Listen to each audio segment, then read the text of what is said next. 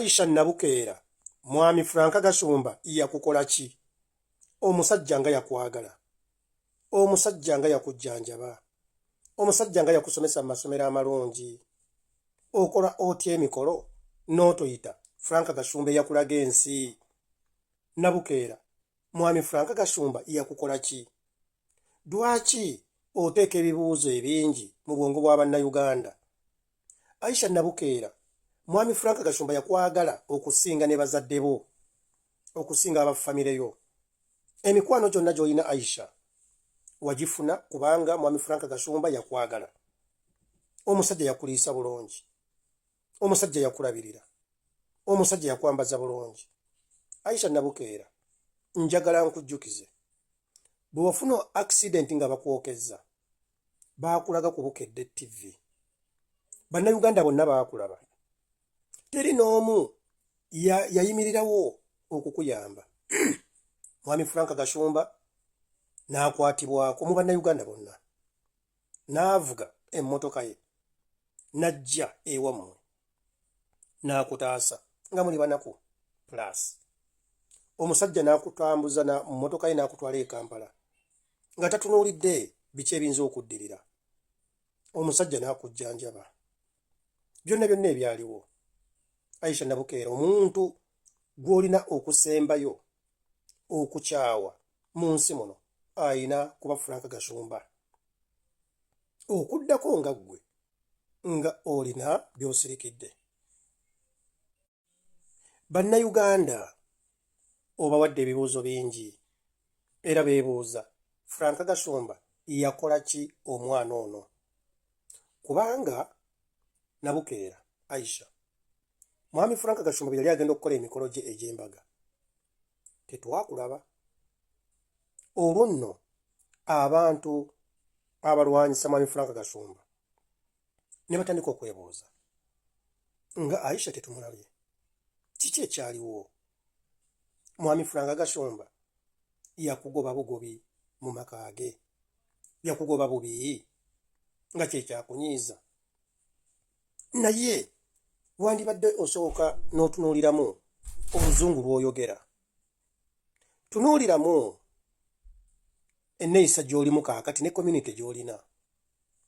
Weerabe mu ndabirwamu olabe bw'ofaanana. Munnange Aisha, mwami Franka Gashumba yakutuusaawo. Bannayuganda bennyamivu Aisha. Omenye Bannayuganda bangi emitima. Bannayuganda bajja kutya okuddamu okuyamba. Era Bannayuganda simanyi abantu ab'emitima emirungi bwe bayamba abantu abeetaaga okuyambibwa, lwaki basasulwa bubi? Lwaki basasulwa mu ngeri ey'ettima? Lwaki basasulwa mu ngeri y'obukyayi? Franka Gashumba tetugaanyi, naye muntu asobya. Ayinza okuba ayina ensobi gye yakola. Aisha Nabukeera, kikkakatako okusonyiwa mwami Franka Gashumba. Nze nkubuulira, abantu abamu Aisha kankubuulire, nze taata wange yafa, naye bataata bange waliwo abali balina obusobozi, naye teri yankwatako. Naye ate Franka Gashumba talina wa famire yo. N'avaayo n'asalawo neyerekereza kyonna kyonna kye yayitamu. Abantu bangi bagamba nti Franka Gashumba yakola ssente nnyingi nnyo ku Nabukeera. Okay, iggwe ayogera bw'atyo, lwaki si ggwe bazisolooza mu Bannayuganda? Naawe n'ofuna ssente nnyingi nnyo n'oyamba Nabukeera. Era ku TV, bw'olaba TV, Bannayuganda, mu butuufu kyonna kyonna kye kiri. Nedda Aisha, tewandibadde ggwe. Kubanga Aisha, omuntu akuwa ttampeko y'otuzzi ng'ogenda kufa ennyonta, oyo yabeera munno, yaba akwagala okusinga bano abakulaba ng'omaze okufuna amadiguli, ng'omaze okumera ebbeere, ng'akabina kwe kali, ng'ofuwa Olungereza, maama ng'olinnya ennyonyi. Aisha, mwami Franka Gashumba kyonna kye yakola weekuba mutima, naye Bannayuganda ogenda bakutula omutima. Bannayuganda ogenda kubamenya emutima. Ndabye abantu bangi nnyo abayamba Bannayuganda naye ne basasulwa bubi. Njagala Bannayuganda mutunuulire omukazi ono gwe bayita gwe bayita simanyi Mama Glo eyayamba n'omukazi gwe bayita simanyi I came on foot buli muntu yali amulaba nga kyakusekerera omukazi n'akwata omwana n'akyayiwa mu community aba family ne bamukyawa n'amuyiwa mu ssente zonna ezeetaagisa essaawa zino bannayuganda ne basibawo omutima nti I came on foot ne batandika okwogerera omukazi nti amufunamu ssente mbusimanyi amukozesa nga sampo basobole okukyayisa omukyalo no Mama Glo agobe oba akyawe I came on foot. Emitima gy'abannayuganda lwaki mibi? Waliwo omuvubuka gwe bayita omukunja atasera yayamba omuwala omukazi gwe bayita Queen Shiba eyagwa eddalu n'amujja ku street n'amufuula omuntu n'amujjanjaba n'amuliisa bannayuganda ne batandika nti kaakati omwana oyo mukunja amufunamu ssente mukunja n'alemererwa omuwala yaddayo dda ku street yaddamu ggwa eddalu era by'ebigambo bye bimu bye mufumita Mwami Frank Gashumba nga bwe yafuna ssente mu Nabukeera ne bannayuganda mwalabako ku kifaananyi kya Nabukeera bwe yali afaanana mulyoke mwogerere Frank Gashumba bannange sigaanyi Mwami Frank Gashumba ayogera nnyo naye mu kino yeetaaga okuweebwa ekitiibwa kye nga taata kubanga omwana ono si yali amuzaala era si yamuzaala naye yeerekereza gwe njagala otunule mu kika kyo waliwo abasobola okuyamba ate nga bakika kyo bwe waba nga teri lwaki Mwami Frank Gashumba taweebwa ebimuli bye kaakati Nabukeera wali ku mukolo gwo ddala ng'olaba tewaliwo ekibulawo era Mwami Frank Gashumba abakubeera ku mukolo gwo ebintu bino si lwakuba nti Mwami Frank Gashumba yanyiiga mbusimanyi tebamuyita ku mikolo nedda kubanga yamuyamba nga talina kyamusuubiramu ne respect ne appreciation weebale kimala nze natunuulira Mwami Frank Gashumba ng'ali ku radio bagiyita 4 obusungu bwe yali ayogeza era nga yeewuunya ensi n'agamba nti nze Mukama Katonda yamanyi kye nnakola oba nnina ensobi Mukama Katonda amupanishinga ne Frank Gashumba njagala okutegeeza tolina nsobi gye wakola musajja gwe oli malayika mu 10 oli omu weebale nnyo weebalire ddala Frank n'ekifuba kino mumanyi tuli mu mbeera ya budde bukyuka ssenyiga mungi n'ebifuba naye ekyo si kyekikulu ekikulu kiri kimu ya Rabbi Alamiina omuntu yeesigaanyi gw'aba ayamba ndowooza mulabye lwaki abantu abazimu tebakyayagala kuyamba lwa mitima gy'abannayuganda emibi kati omwana ono omutima gwalaga Frank Gashumba mu butuufu mubi aga Katonda mu ggulu omutima omwana ono gwalaga Frank Gashumba wallahi ya Mungu muzito ng'ettako lyennyini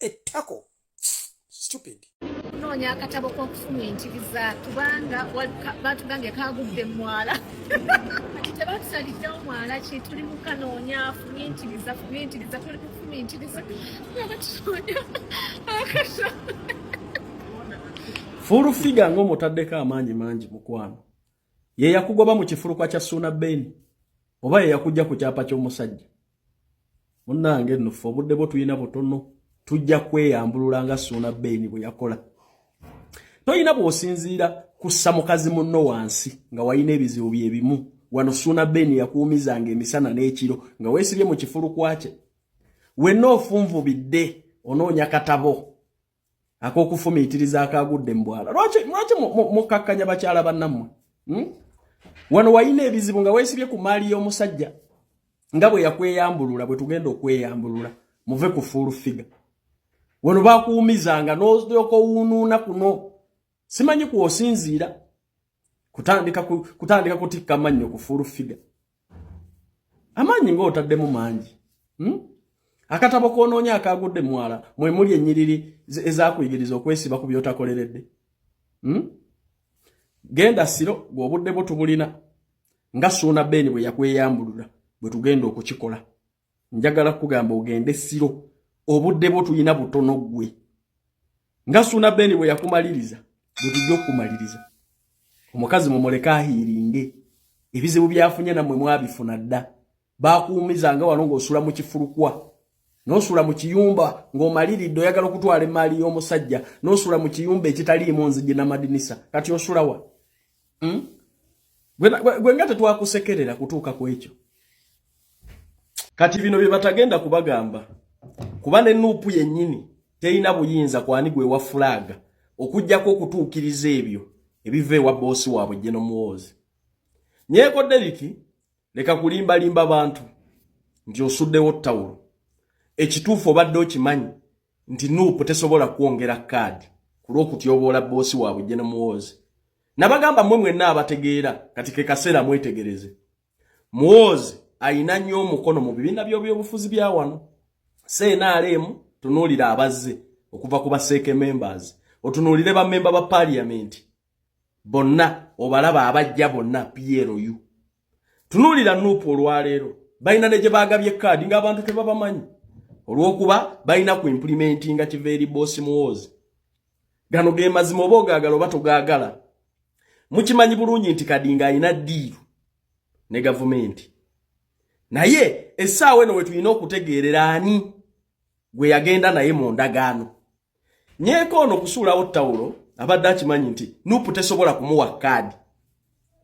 Nuupu egenda kuwa omuntu mulala nnyo.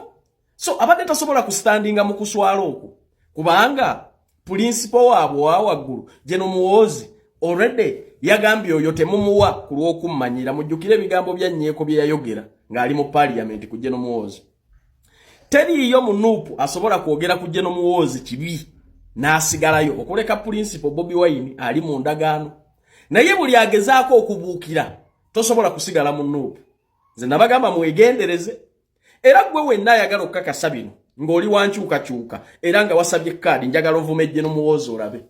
Bobi Wine tayinza kukombya ku kaadi kubanga bo bakimanyi kye baseetinga. Bamanyani gwe bakubira akadingidi. Bamanyi gavumenti ki gye baleeta. Kati gwe Nyeeko toyinza vuma Muhoozi n'ofuna kaadi mu Nuupu. Era ekikubiza Muhoozi olwaleero ne bw'owandiika ebitya nti osuddewo ttawulo oba bonna bulimba babadde tebagenda kuwa kaadi naye nga lwaki temuwa muntu kaadi already ali mu parliament alina ssente ku ground kwali n'ebirala byonna bye boogera ne Nuupu bye naayogera bijja kuba bya bulimba. Ekituufu boosi w'ekibiina ekyo nannyini kyo akikuumye nga ne bannannyini kyo bakikaayanira ne bagenda mu kooti ne batafuna justice. Muhoozi wamuvuma. Okategedde bulungi ako naawe food soldier yenna mwe ba full soldier Muhoozi mumwegendereze kubanga ye boosi wammwe ku Piero ku Nuupu. Ababaka bonna abagenda okujja ab'enkyukakyuka mugenda kubalaba nga balimu olupiero yu kubanga mujjukire nnyo tugenda kudda mu kulondera ba president mu parliament baagala nnyo abantu abakkiririza mu General Muhoozi. Ebyo nzabi bawadde kubanga ntimanyi top 10 General Muhoozi ye president addako wano. Ensonga erwanya Ameria ne Sheri yatandika dda nga Sheri akyali mu bufumbo ewa Papa Tadiasi.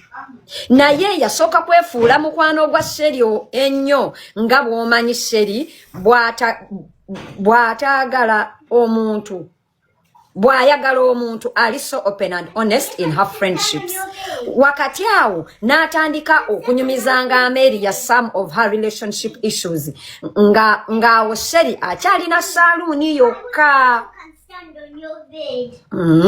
But since the business was booming, nga n'ennyonyi azirinnya n'erinnya nga alikoze ku TV Ameria, I think kyekyamuleeta omwekozaako omukwano because ye teyali nnyo ku mimwa gy'abantu nga bwe nabagambye.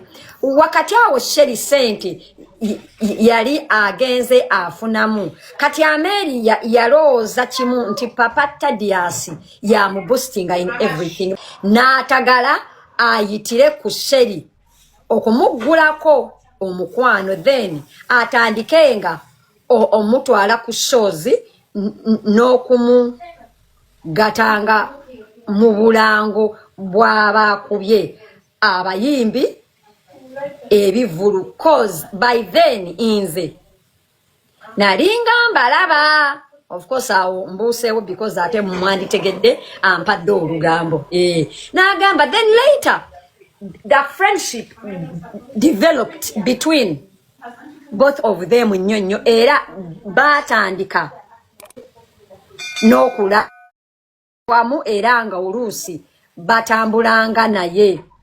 Sheri we yabeeranga alina kyakolera Thaddeus nga surprise parties bwe zityo, yateekangawo Amelia okumubeeranga ku kido to make sure wamwetaagidde wakubirira Amelia namukukusa paka surprise. But as if Amelia teyajja na kigendererwa kyakumufuniranga shows zokka bannange nga sineeyongerayo. Amelia muyimbi, Amelia mukozi wa bivulu, promoter right? Simanyiza, I don't know her. Muyimbi promoter muyimbi. Amelia muyimbi ayimba nyimba ki tufudde.